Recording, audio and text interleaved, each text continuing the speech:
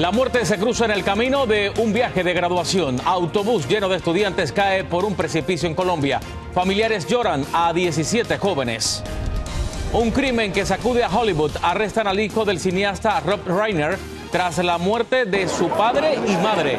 La pareja fue hallada con heridas de arma blanca.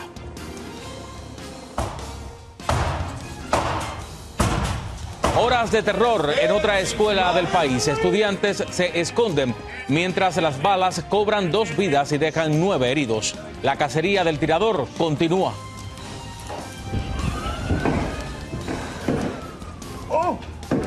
El héroe de Bondi Beach, hombre desarma a un atacante y salva vidas en medio de un tiroteo antisemita que dejó múltiples muertos y heridos. Así comienza su noticiero, Estrella TV.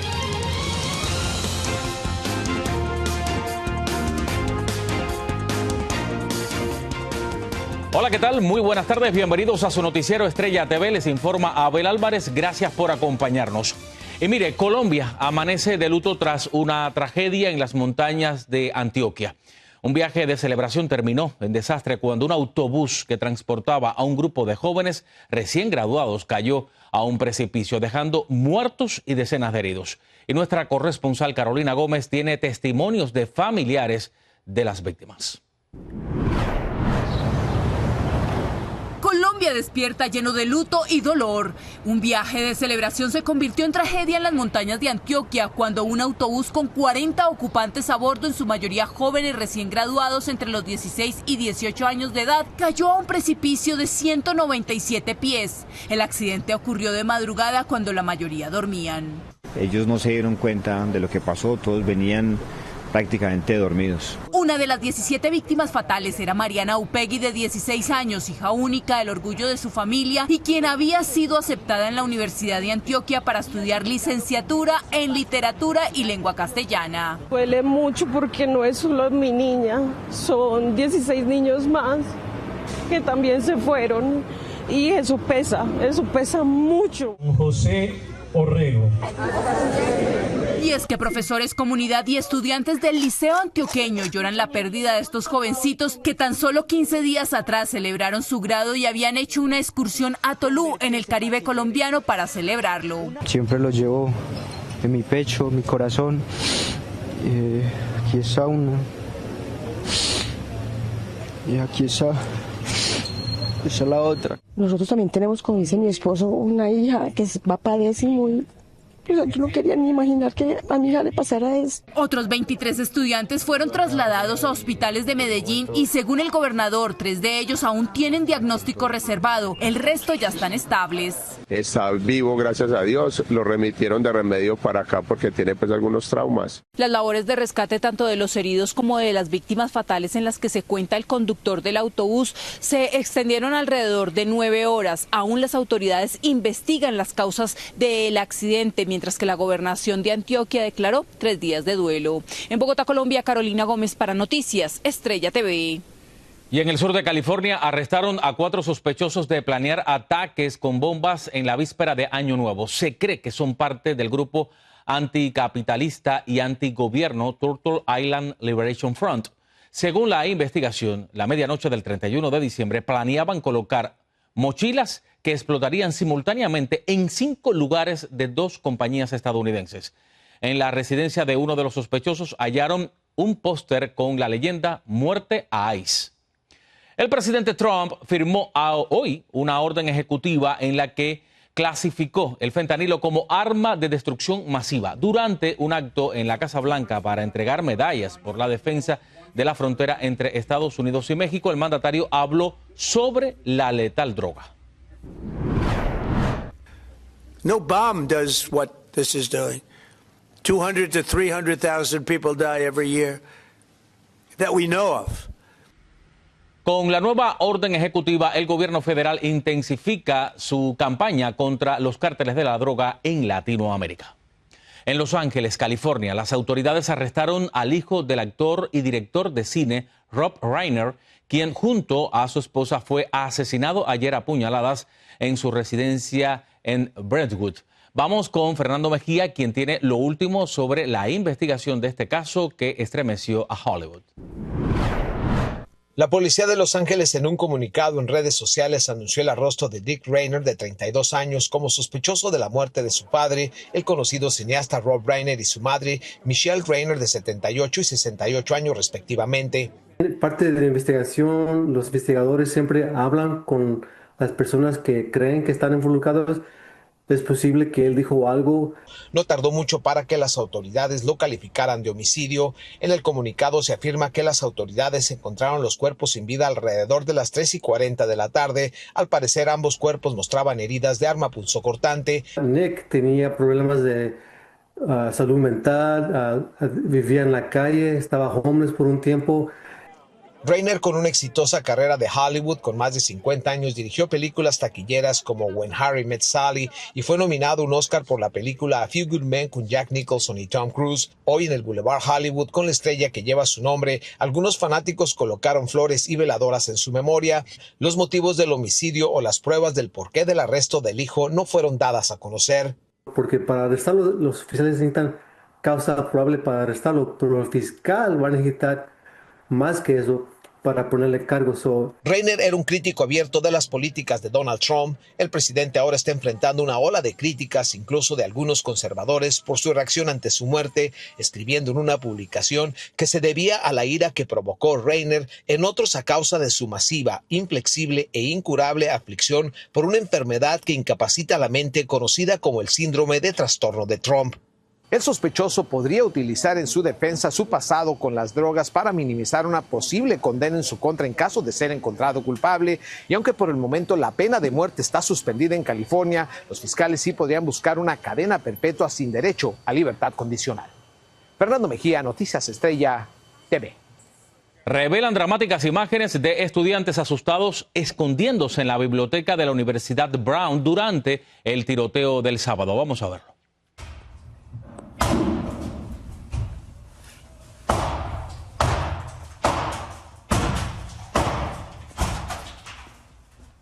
Los jóvenes estaban sentados escuchando aterrados los disparos hasta que oyeron la voz de los policías gritándoles que salieran y levantaran las manos. Los agentes recorrieron varios puntos de la universidad para evacuar a los estudiantes escondidos. Y autoridades de Rhode Island revelaron hoy los nombres de los estudiantes que fallecieron tras este tiroteo en la Universidad de Brown, mientras dejaron en libertad a la persona de interés que estaba bajo custodia. La cacería para dar con el culpable pues continúa. Dania Monzón nos tiene el reporte. Los dos estudiantes que murieron en el tiroteo del sábado en la Universidad de Brown en Providence, Rhode Island, fueron identificados hoy como Ella Cook, de 19 años, una joven de Alabama descrita por su iglesia y amigos como una persona increíble, fiel y generosa, y Muhammad Umursokov, de 18 años, nativo de Uzbekistán, que aspiraba a ser neurocirujano. La balacera también dejó a 9 heridos. Las autoridades liberaron a la persona de interés que tenían bajo custodia, identificado por The Washington Post como Benjamin Erickson, de 24 años, un veterano del ejército. En rueda de prensa, el fiscal general del estado señaló que no tenían bases para mantenerlo detenido. This is what these investigations look like. I've been around long enough to know that sometimes you head in one direction and then you have to regroup and go in another. La policía reinició la cacería del responsable, pero hasta ahora no tienen pistas sobre su paradero. Mientras, surgen testimonios de los sobrevivientes. 2 estudiantes revivieron por segunda vez el terror de un tiroteo escolar. Una de ellas sobrevivió a la masacre de Parkland, Florida, en 2018, que dejó 17 víctimas. No imaginó que volvería a enfrentarse a una tragedia similar. I had this idea in my head that, like, oh, well, I already went through, like, the worst imaginable thing, like, this... It's basically impossible for this to ever happen to me again, just statistically speaking. They may be interviewing a lot of these students. Otra estudiante de la universidad fue herida en una balacera de 2019 en la preparatoria Saugus, a 40 millas de Los Ángeles, California. This shooting does still impact my daily life, but here at Brown I felt like safer than I did in other places. And it felt like, of course it won't happen again. You know, it already did. Mia Treta denuncia que la violencia escolar continúa en el país a décadas de que los legisladores no han hecho algo al respecto. Unfortunately, gun violence doesn't care whether you've been shot before. Dania Monzón, Noticias Estrella TV. En Australia, decenas de personas corrieron para salvar su vida durante un tiroteo en un festival judío en Bondi Beach.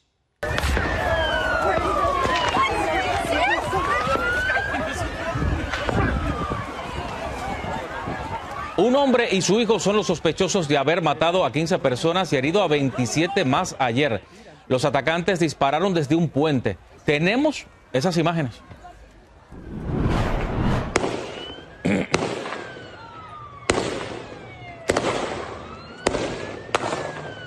Ambos fueron impactados por oficiales. El padre de 50 años falleció. El hijo está herido en un hospital.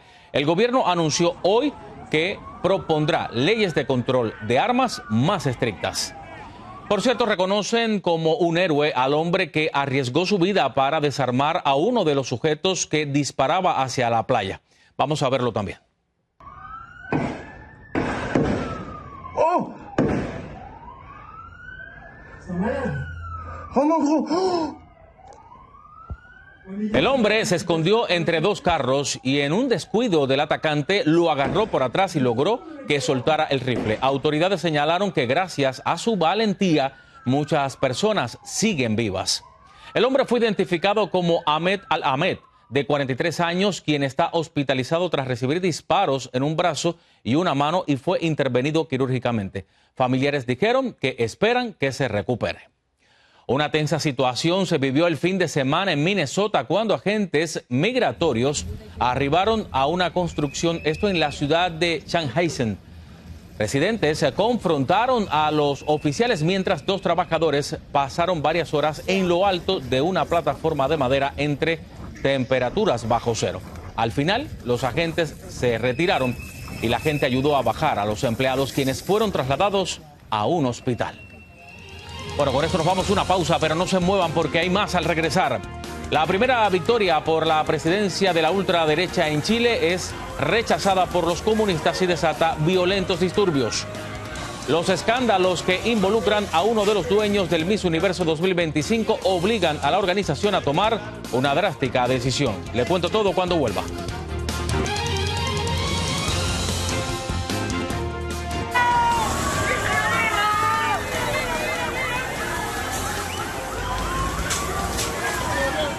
En Chile se desataron disturbios luego de la victoria del candidato de la ultraderecha José Antonio Kast en las elecciones presidenciales. Las autoridades tuvieron que intervenir con cañones de agua para dispersar a los manifestantes. El candidato de extrema derecha Kast, de 59 años, obtuvo más del 58% de los votos, mientras su rival Janet Jara, del Partido Comunista, obtuvo solo un 41%. El triunfo supone la llegada del primer dirigente que no ha tomado distancia de la dictadura de Augusto Pinochet. Esta victoria de José Antonio Kast también refleja el último de una serie de cambios políticos en Latinoamérica y el Caribe. Así queda el mapa del poder en la región. Los gobiernos orientados hacia la izquierda son México, Cuba, Guatemala, Nicaragua, Colombia, Venezuela, Brasil y Uruguay. Mientras que los orientados a la derecha son El Salvador, República Dominicana, Costa Rica, Panamá, Ecuador, Perú, Paraguay, Bolivia, Argentina y Chile. Con Honduras a puertas de decidirse también la victoria de la derecha. Este cambio en la ideología se refleja en las últimas elecciones. En Chile, como ya mencionamos, el triunfo de José Antonio Kast. Recientemente en Bolivia con Rodrigo Paz Pereira y en Ecuador con la victoria de Daniel Noboa. Ellos se suman a otros líderes como José Raúl Mulino de Panamá, Javier Milei de Argentina y Nayib Bukele de El Salvador. La organización Miss Universo, pasando a otro tema, dejó México para reubicarse en Nueva York, así como le estoy contando. Pues la decisión se derivó de los graves escándalos que rodean al empresario Raúl Rocha Cantú, uno de los dueños del certamen. Vamos hasta la Ciudad de México porque Víctor Blázquez tiene más detalles de lo que está pasando con esta información. En medio de escándalos e investigaciones hacia Raúl Rocha Cantú por supuesto tráfico de armas, robo de combustible y fraude, la organización Miss Universo dejó México y sus operaciones administrativas fueron trasladadas hacia Nueva York. El empresario argumentó una persecución política después de que la tabasqueña Fátima Bosch ganara el certamen de belleza mundial. Según la Fiscalía Especializada en Materia de Delincuencia Organizada, FEMDO, el empresario, dueño de la firma de belleza, se encuentra como testigo colaborador en escándalos que no han dejado brillar a la actual reina de belleza mexicana. Si tiene algo que pagar, que lo pague, pero no tendría nada que ver con el concurso. Ella no tiene nada que ver con el caso, pues son cosas totalmente diferentes, entonces yo siento que sí, para que ella pues pueda disfrutar su reinado. Actualmente, Cantú tiene bloqueadas sus cuentas bancarias por la Unidad de Inteligencia Financiera UIF y de ser hallado culpable, su condena podría superar los 50 años de prisión. Y yo creo que pues, al tratar de proteger parte de este conglomerado que tiene que ver con lo que es Miss Universo, pues la conveniencia siempre es que se vaya, que esté fuera del foco donde él está siendo investigado. ¡Fátima! Sin embargo, Fátima Bosch es querida y aplaudida en su tierra natal, donde miles la esperaban para celebrar con ella la corona. Porque a veces la vida nos pone de rodillas, pero no nos define lo que nos pasa, sino lo que hacemos con lo que nos pasa. Y ustedes han sido mucha fortaleza para mi corazón en esos momentos de incertidumbre. Por su parte, la presidenta de México, Claudia Sheinbaum, pidió reconocer a Fátima por su esfuerzo y no relacionarla con las investigaciones hacia uno de los propietarios de la marca Miss Universo. Cabe destacar que Rocha Cantú no ha emitido ninguna declaración pública sobre el congelamiento de sus cuentas y su posible orden de aprehensión, mientras las autoridades mexicanas continúan investigando. En Ciudad de México, Víctor Blasquez, Noticias, Estrella TV. Ahora mire esto otro, un avión de JetBlue logró evitar un choque con un avión de la Fuerza Aérea de Estados Unidos cerca de Venezuela. They passed directly in our flight path. We had to stop our climb. They are not painting. They don't have their transponder turned on. It's outrageous. El piloto comercial relató que había despegado de Curazao el 12 de diciembre cuando tuvo que detener su ascenso al detectar la presencia de una aeronave de reavistamiento militar estadounidense. Bueno, con esto nos vamos a una pausa, pero no se muevan porque, como saben, hay más. Alerta de salud en Estados Unidos por una nueva variante de la influenza que podría provocar uno de los peores brotes de gripe. Accidente aéreo en México. Una avioneta se estrella con 10 personas a bordo. El saldo es mortal.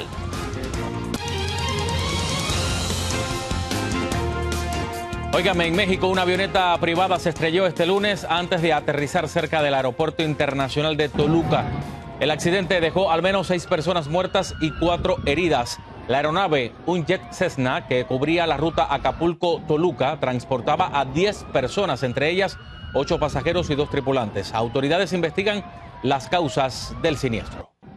Y un nuevo virus de la gripe tiene preocupadas a las autoridades de salud de Estados Unidos. Se trata de la variante H3N2 y hay temor que se propague durante la temporada festiva. Vamos hasta Miami. Anthony Belchi nos explica los síntomas de esta variante. La nueva variante de influenza conocida como H3N2 ha hecho sonar todas las alarmas en Estados Unidos.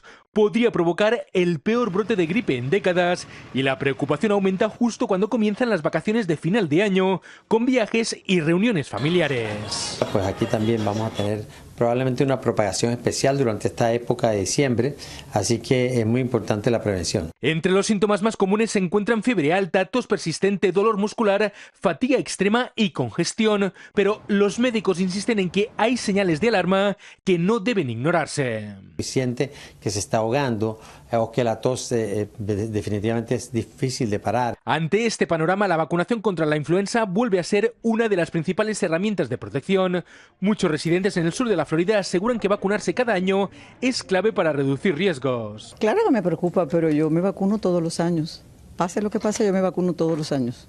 Soy pro vacuna. Otros, sin embargo, lamentan que la vacuna se haya convertido en una cuestión política por encima de la ciencia. Más me preocupa también toda la mala información que nos están dando de que una gente dice que las vacunas no sirven, que esto que lo otro, pero mentira, yo creo en la vacunación y creo que ha hecho mucho bien. Además de la vacunación, los especialistas recuerdan que se deben adoptar medidas ya conocidas por la mayoría, con el distanciamiento y el uso de la mascarilla en espacios cerrados. Me cuido, trato por todos los medios de donde haya mucha gente, pues no estar presente si no es necesario, y de ser necesario, pues me pongo la mascarilla. Las autoridades piden extremar las precauciones ante este virus y acudir al médico si se agravan los síntomas. Desde Miami, Florida, Anthony Belchi, Noticias Estrella TV. Y la administración Trump generó controversia al utilizar una popular película navideña para difundir un mensaje contra los demócratas y los migrantes. La Casa Blanca publicó una imagen de la película Cómo el Grinch se robó la Navidad, rebautizándola con el título Cómo los ilegales se robaron la atención médica. Esto por la disputa entre demócratas y republicanos por los subsidios del Obamacare. Un usuario criticó el mensaje escribiendo: usar una película infantil como propaganda xenofóbica es repugnante. Deje su comentario en el canal de YouTube. Gracias por acompañarme. Soy Abel Álvarez. Mañana regreso con más.